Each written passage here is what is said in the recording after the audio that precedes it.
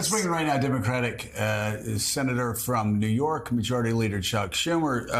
Mr. Majority Leader, thanks so much for being with us. I think if you want to sum up the economy right now and how bogus the attacks are against what Joe Biden and Senate have done to help the economy along, all you have to do is look at what the economists right now, as of yesterday, most economists fear the most in the future. And it's two things. One, that China's economy is weakening too quickly, and that will have impact on exports, imports. And two, that the United States economy is too strong. Not making this up. China's is too weak. America's is too strong. And they're afraid it's going to keep growing so fast that we're going to have inflation again because it's so robust. I mean, these are problems. I mean, it's remarkable how resilient our economy is, isn't it? It is. Our economy is doing so well, and it's in good part because of the work we in the Senate and the president did over the last summer. The infrastructure bill, the CHIPS and Science bill, and today we're celebrating the one-year anniversary of the IRA. Probably the most significant pieces of legislation that's been passed since the Great Society. And let's just go over what they do. I mean, first, it's the most significant reduction in the amount of carbon going into the atmosphere, the most significant climate legislation we have ever had, a 40% reduction by 2030. But that's creating millions of new green jobs, whether it's opening an electric battery factory or, as in Wisconsin, making the turbines. And you know, when a parent knows their kid, their son or daughter gets a job in one of these industries, they say, that's lasting a long time. That's on into the future. These are good paying jobs. We also reduce costs. For the first time, we were able to go after pharma. We got no help from the Republicans. Insulin's $35. Starting in January, no one's going to pay more than $3,000 out of their pocket for prescription drugs. A year later, it'll go down to $2,000. That's a huge cost reduction, as is the cost of buying an appliance, remodeling your home in a green way, getting heat conductors. All of these things are going to have lower costs. And at the same time, we did raise some taxes on the very wealthy, the corporations who didn't pay, and put half of that money into inflation reduction. Republicans always talk about, the deficit, but they always increase it by just cutting taxes on the wealthy. We did just the opposite. So this is a huge bill. Now, is it on the lips of everybody? No, but just what you saw yesterday in Wisconsin is happening every week in so many of the states. Ribbons are being cut as bridges are being rebuilt. Factories are opening. New jobs. People are learning lower costs of the prescription drugs. We're finally negotiating with the drug companies, and it's going to take persistence. And this is what I say to my fellow Democrats in the Senate. We got to keep at this week after week after week.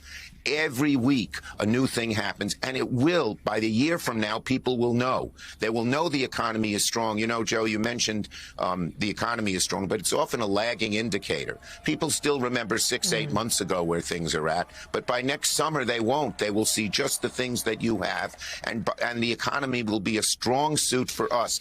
And let's finally compare it to the Republicans. We're investing. They're investigating. All they seem to do is want to investigate this, that, and the other thing. That doesn't help the American people. Well, the contrast of yesterday, a former president being indicted for trying to deny an election, and this president today talking about investing in America, that's going to sink in, and it's our job to make sure it sinks in. Well, I mean, their investigations are just so patently stupid. I'm embarrassed for them. I mean, they're talking to arms dealers and people that illegally smuggle Iranian oil to the Communist Chinese Party. They talk about tapes in the FBI, and then Grassley gives up the game and says, well, we don't care whether he's guilty or not. I could go down the list. Now, I've got a lot of people who want to ask you questions. And if they want to ask questions about the economy, but I just make that's one fine. point. These investigations... Yeah, go ahead. Right. These investigations, they don't matter to the average American people. This is the right wing, the hard right wing talking to each other. Let them keep talking to each other. We're talking to the American people. Talking to themselves. So, Senator, I want to talk about an issue that is especially personal to me because when as you know, we worked together in Congress, and I represented a district that had 5 military bases.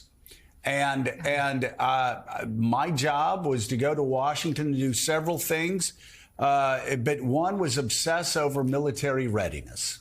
And every time I would go to the Pentagon, or every time a general or an admiral or a colonel would come and talk to me in my office or armed services, they'd all say, have your fights about social policies outside of this hearing room.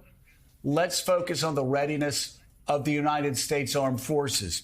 We have one senator, a Republican from Alabama, who right now is responsible for the Marine Corps not having a commandant for the first time in 150 years, the Navy not having somebody leading them, the Army not having somebody that's been supported by the Senate leading them.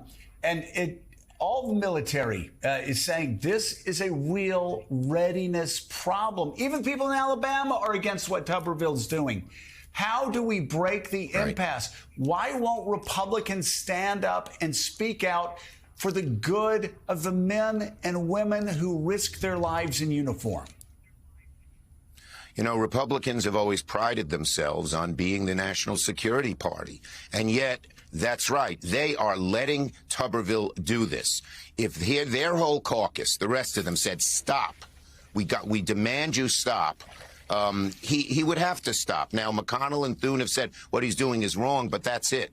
Let me tell you, the power of a leader is enormous. If one of my Democrats was doing this, I'd call him into my office and I'd say, you are going to stop doing this or you're going to pay a price. And there are a lot of ways a leader can make you pay that price. McConnell has not done this with Tuberville. So it's part of the responsibility for this, even though he does care about national security, is on his shoulders. He ought to do it. I will tell you this. Pressure is mounting. As you said, even in Alabama, Tuberville is learning that the people in his own military bases are being upset about what he's doing. And I think he's going to have to back off, but only because Republicans will put pressure on him. And to do it, to prevent a woman who has been enlisting in our armed services and is serving in a state where she can't get her own health care or right to abortion, to say that she must not do that and then hold all of this up for national security. I got to tell you, the Republican Party knows it's a loser for them. It's a loser substantively because of national security. It's a loser politically. But they seem paralyzed against these far-right people, and they're going to have to stand up to them, or, you know, the country's going to be much, much worse off. And frankly, I don't think it's a winning strategy for them.